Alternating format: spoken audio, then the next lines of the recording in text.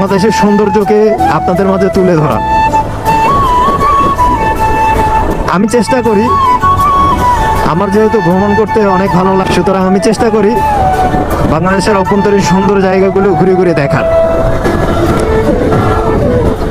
তো একটা সময় আমার মাথায় আসে যে যেহেতু ঘুরছি সেহেতু আপনাদেরকেও দেখাই, আপনারাও দেখেন। যারা কাজের ব্যস্ততায় অথবা বিভিন্ন সমস্যাজনিত কারণে ঘুরতে পারেন না, তাদের উদ্দেশ্যে এই শুরু হয়। তো আপনারা সবাই দোয়া করবেন আমার জন্য, যেন আমি বাংলাদেশের সুন্দর সুন্দর জায়গাগুলোতে যেতে পারি আর তুলে ধরতে পারি। তো যাই হোক, আপনারা রাস্তার সৌন্দর্য দেখতে থাকুন।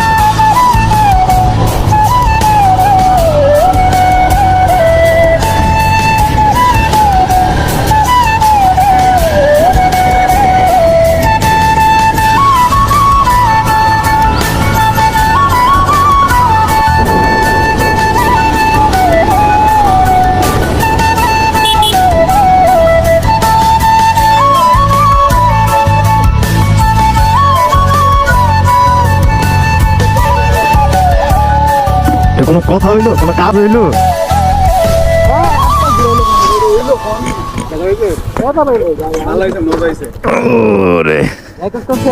ফুল রেকর্ড হয়েছে একদম। কিভাবে পড়ছেন?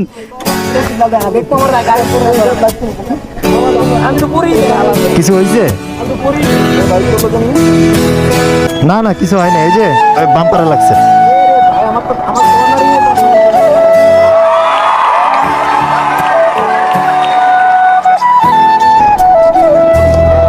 এই হচ্ছে সিন্দুকছড়ি, একদম সিন্দুকছড়ি জোন সদর।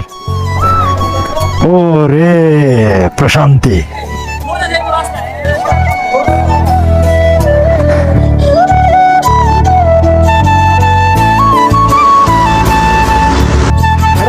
আমরা আছি এখন পাহাড়ি এলাকায়। আমরা এখন আমাদেরকে ছেড়ে চলে গেছে হাঁটা হাঁটা হেঁটে। এখন আমরা দুই বন্ধু হেঁটে হেঁটে কষ্ট করে এত দূরে পাহাড়ি রাস্তা হেঁটে হেঁটে হেঁটে হেঁটে হেঁটে হেঁটে যাচ্ছি। অনেক কষ্ট হচ্ছে আমাদের। তো গাইস, পরে কথা হবে। আল্লাহ হাফেজ।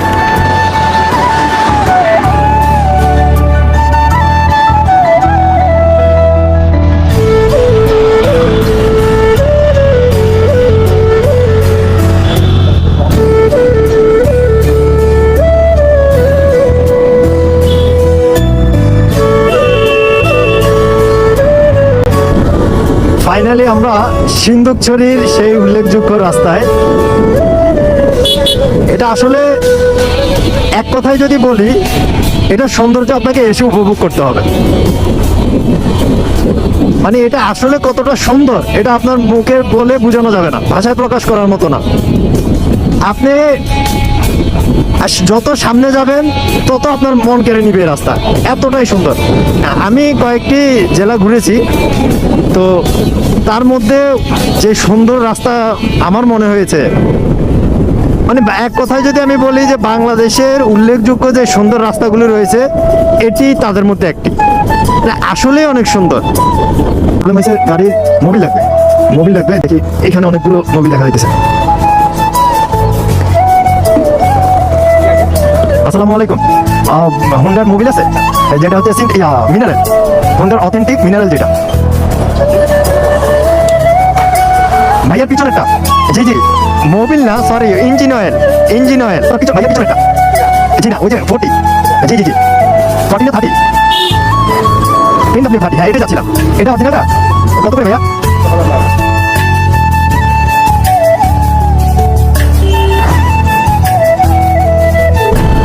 ও রে,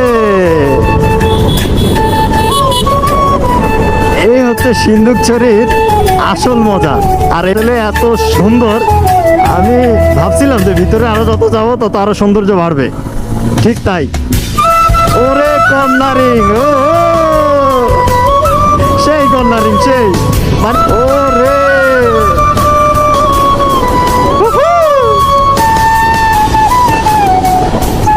তবে একটা জিনিস হচ্ছে রিস্ক, অনেক রিস্ক। আপনি যদি চোখ কান খোলা না রাখেন আর একটু বেপরোয়া হন তাহলে এই বিপদ, যেই কোনো মুহূর্তে বিপদ ঘটতে পারে। কারণ হচ্ছে এখানে লোকাল যারা, যেমন সিএনজি চালক অথবা হচ্ছে বাইক রাইডার, ওনারা কিন্তু অনেক দক্ষ, এই রুটগুলো ওনাদের মুখস্থ। সুতরাং তারা যে কোনোভাবে নিজেদের সেভ করতে ফেলতে পারে, যা আমরা হয়তো বা পারবো না, কারণ আমরা তো অভ্যস্ত না। আসলে এখানে না আসলে বোঝানো মুশকিল। 360 অ্যাঙ্গেলে কর্নারিং, ওহো জীবনে ভাই প্রচুর ঘুরতে হবে। আপনার জীবনটা সংক্ষিপ্ত, আপনি যদি চান যে আপনার জীবনটা ঘরের এক কোনায় হোক, তাহলে আপনাকে প্রচুর ঘুরতে হবে ভাই। আপনার বাংলাদেশ অনেক সুন্দর, অনেক কিছু আছে দেখার। বাইরে যাওয়ার সামর্থ্য না থাকুক, নিজের দেশটা দেখুন।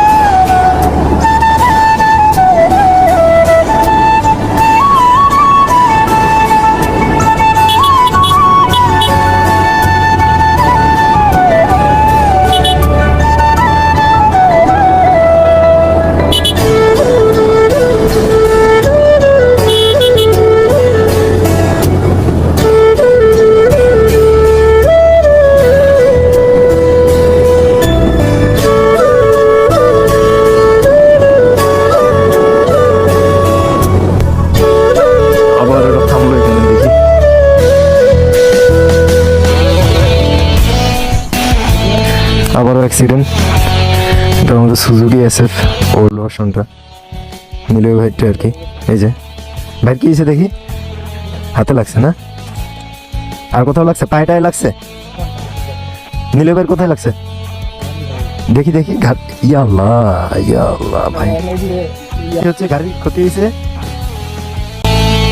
এটা হচ্ছে ব্রেক প্যাড, পুরোটাই লাগবে, একদম পুরোটা লাগবে। আর গুডলি বেশি হয়ে গেছে, বাম্পার গেছে, ওই যে এখানেও গেছে গুডলিটা। সকেট জাম্পার ঠিক আছে, দেখছেন? এই যে সাদা বড় পাইপটা, এই আস্তে রিল্যাক্স, দেখি এই পাশে তো লাগে নাই, পড়ছে গাড়ি ওই পাশে, আস্তে সরেন, আপনি সরেন, আমি দেখি কি হয়েছে। ভাই একটু কাইন্ডলি সরেন তো।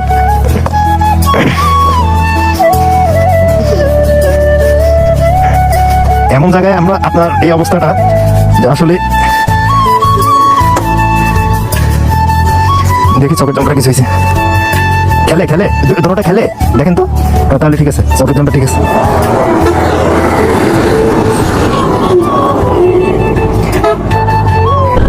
আসলে একটু আগেই দেখলেন যে আমাদের SF যেটা, ওটা অ্যাক্সিডেন্ট হয়েছে। মানে অ্যাক্সিডেন্ট বলতে উনি নিয়ন্ত্রণ হারাই ফেলছিল আর কি, নিলয় ভাই।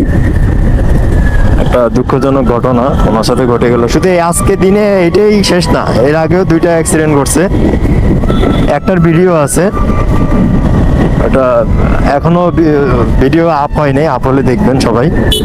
তো আসলে এখন ওনার যে ক্ষতিটা হয়েছে মূলত সেটা হচ্ছে ব্রেক প্যাড পায়ের যেটা ওটা ভেঙে গেছে, ওটা পুরোটাই ভেঙে গেছে। ওটা ভেঙে যাওয়ার কারণে এখন উনি পাদানি সহ থাকে, তো উনি পা রাখতে পারতেছে না, তো রিল্যাক্স আস্তে আস্তে চালায় আসতেছে।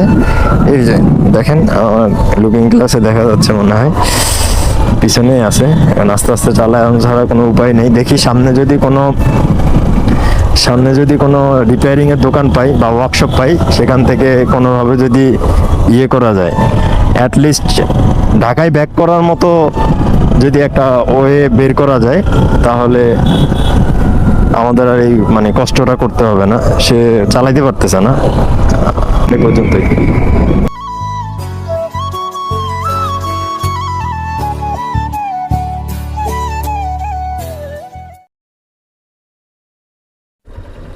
আসসালামু আলাইকুম এভরিওয়ান, শুভ সকাল। বাসা থেকে বের হলাম, এখন ঘড়িতে সময় হচ্ছে 9:32। আজকে যে বিষয় নিয়ে কথা, ওহো ইন্টারভিউ তো দেওয়া হয় নাই। এই রে আমি তো গেছিলাম। যাই হোক, everyone, this is AK and welcome to my YouTube channel phase of rider. By the way, যারা এই ভিডিওটা ফেসবুক থেকে দেখতে চান তারা ভিজিট করতে হবে একে ভুঁইয়ান পার্সোনাল আইডি। তো আজকে যাচ্ছি হচ্ছে চা খাইতে, আর আপনাদের সাথে কিছু ইনফরমেশন শেয়ার করব। অ্যাকচুয়ালি গত কয়েকদিন থেকে আমার ফেসবুকের ইনবক্সে মেসেজ ঘুরপাক খাচ্ছিল, তো সবাইকে আসলে মানে সময়ের স্বল্পতার জন্য সবাইকে রিপ্লাই দেওয়া হয় না। এই নিয়ে হয়তো বা অনেকে মন খারাপ, কারণ হচ্ছে আমি এটার পাশাপাশি একটা কাজ করি, দ্যাটস ওখানেও আমাকে সময় দিতে হয়। সুতরাং কেউ ওইভাবে নেবেন না ব্যাপারটা যে আমি ইগনোর করছি আপনাদের মেসেজ দেখেও সিন করে রিপ্লাই দিচ্ছি না, এমন কিছু না। যাই হোক, বলতেছিলাম সেটা হচ্ছে বিআরটি সংক্রান্ত কিছু তথ্য, যেমন হচ্ছে ড্রাইভিং লাইসেন্স অথবা বাইকের রেজিস্ট্রেশন, এই সমস্ত কিছু তথ্য জানার জন্য অনেকে নক দিচ্ছিলেন। আমি কয়েকজনকে, এমনও হয়েছে যে একজনকে যেটা সেন্ড করছি একই কোশ্চেন যখন অন্যজন করছে, মানে আরও অনেকে করছে, তো সময় স্বল্পতার জন্য আমি ওনাকে আবার পুনরায় টাইপ করারও সুযোগ পাই নাই। দ্যাটস আমি ওখান থেকে কপি করে আরেকজনকে সেন্ড করে দিয়েছি। তো যেটা বলতে চাচ্ছিলাম, যে মেসেজটা আসলে বেশি ঘুরপাক খায়, সেটা হচ্ছে ভাইয়া আমরা লাইসেন্স করতে দিছি, আমাদেরকে লার্নার দেওয়া হয়েছে, এটা দিয়ে আমরা রাস্তায় চালাইতে পারবো কিনা। তো সেক্ষেত্রে বলবো জি না, আপনারা লার্নার দিয়ে কখনোই চালাইতে পারবেন না। লার্নার হচ্ছে শিক্ষানবিশ ড্রাইভিং লাইসেন্স, যেটাকে হচ্ছে আপনি শিখার জন্য দেওয়া হয়। আপনি যে জায়গাটা হচ্ছে সেফ জোন, মানে খোলা মাঠ অথবা খোলা রাস্তা, হ্যাঁ, ওই জায়গাগুলোতে আপনাকে শিখার জন্য ওই লার্নারটা দেওয়া হয়। লার্নারটা অনেকে পেয়ে মনে করে যে আমি হয়তোবা এখন রাস্তায় চালাইতে পারবো, বা আমাকে হয়তোবা সার্জেন্ট ধরবে না, মামলা দিবেন, আসলে তা না। তো যাই হোক, 2 নম্বর পয়েন্টে আসি। 2 নম্বর পয়েন্টটা হচ্ছে বর্তমানে এখন ড্রাইভিং লাইসেন্স আছে।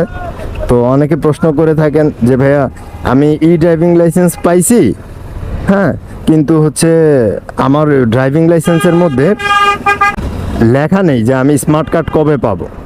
আপনারা খেয়াল করবেন, একটা ড্রাইভিং লাইসেন্স লেখা পেপারস থাকবে, আর আরেকটা অন্য পেপারস থাকবে। তো সেকেন্ড যে পেজটা, ওই সেকেন্ড পেজের একদম শেষের দিকে নোট 2-তে একটা ইনফরমেশন দেওয়া আছে, নোট 2-2 মেবি কলাম 2-এ, যে আপনাকে স্মার্ট কার্ড রেডি হলে SMS দিয়ে জানিয়ে দেওয়া হবে। ওখানে নির্দিষ্ট কোনো টাইম দেওয়া থাকে না যে এত তারিখ থেকে এত তারিখের মধ্যে আপনাকে ড্রাইভিং লাইসেন্সের স্মার্ট কার্ডটা আপনাকে প্রোভাইড করা হবে অথবা ডেলিভারি দেওয়া হবে।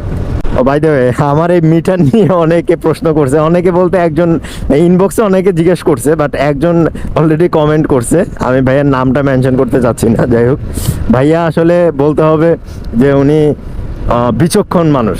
হ্যাঁ, ধন্যবাদ ভাই আপনাকে। হ্যাঁ, আমার মিটারটা আসলে নষ্ট হয়ে গেছে বলতে স্পিড সেন্সরটা চলে গেছে। তা আমি শোরুমে এটা নিয়ে যোগাযোগ করছি, ওনারা বললো যে আমাদের কাছে সেন্সরটা এখন অ্যাভেলেবেল না, যখন আসবে আমার নাম্বার রেখে দিছে, আমাকে ফোন দেওয়া হবে। নাম্বার 3 যেটা বলতে চাচ্ছিলাম সেটা হচ্ছে, অনেকে বলেন যে ভাইয়া স্থায়ী অনুমোদন পত্র যেটাকে অ্যাকচুয়ালি আমরা বলি রোড পারমিট, ওটা আপনি টাকা জমা করার পরেই পাবেন। হ্যাঁ, হচ্ছে ই পাসপোর্টের ক্ষেত্রে পাবেন। আর আরেকটা বিষয় হচ্ছে, যদি ম্যানুয়াল তো এখন নাই, যাদের ম্যানুয়াল ছিল ওনারা ফিঙ্গারের পরে পাইতো, মানে ফিঙ্গারপ্রিন্ট দিয়ে আসার পরে তখন অস্থায়ী অনুমোদন পত্র পাইতো। তো আশা করি এই ব্যাপারগুলো আপনারা ক্লিয়ার। আর যদি কোনো প্রশ্ন থাকে অবশ্যই আপনারা জানাবেন আমাকে।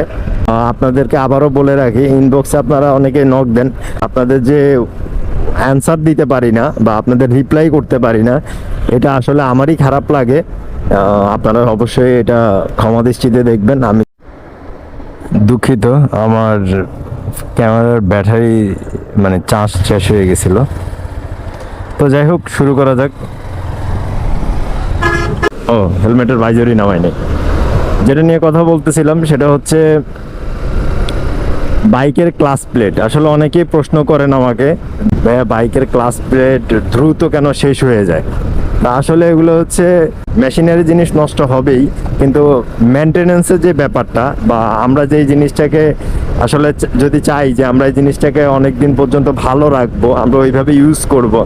আর এই বিষয়টা আসলে আমরা সবাই জানি যে মেশিনারি জিনিস আপনার ইউজের উপরে ভালো থাকে, আপনি কিভাবে ব্যবহার করছেন আসলে এটাই হচ্ছে মেইন ফ্যাক্ট।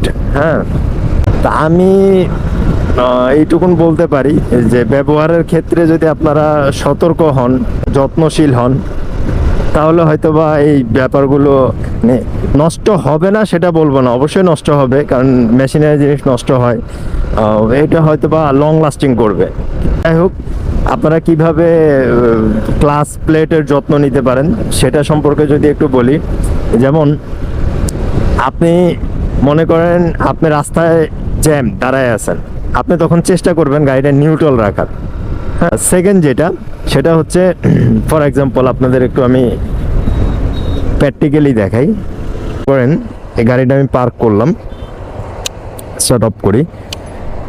এখন মনে করেন আমি মানে পার্কিং থেকে গাড়িটা নিয়ে বের হব। হ্যাঁ, আমি আসলাম, গাড়িটা উঠলাম, আমি গাড়িটা উঠার পরে দেখলাম আমার গাড়িটা ফার্স্ট গিয়ারে আছে। ক্লাস ধরে এইভাবে আমরা ব্যাগে দিয়ে থাকি।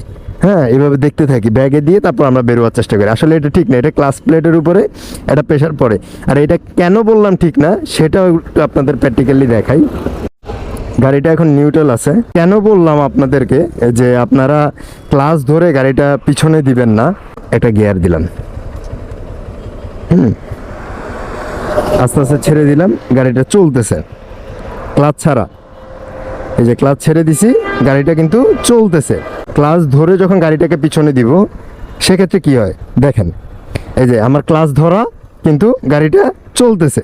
এখন যদি আমি গাড়িটাকে পিছনে দেই, রাউন্ড করি বা পিছনে ধাক্কা দেই, সেক্ষেত্রে হয় কি ক্লাচ প্লেটের উপরে প্রেশারটা পড়ে।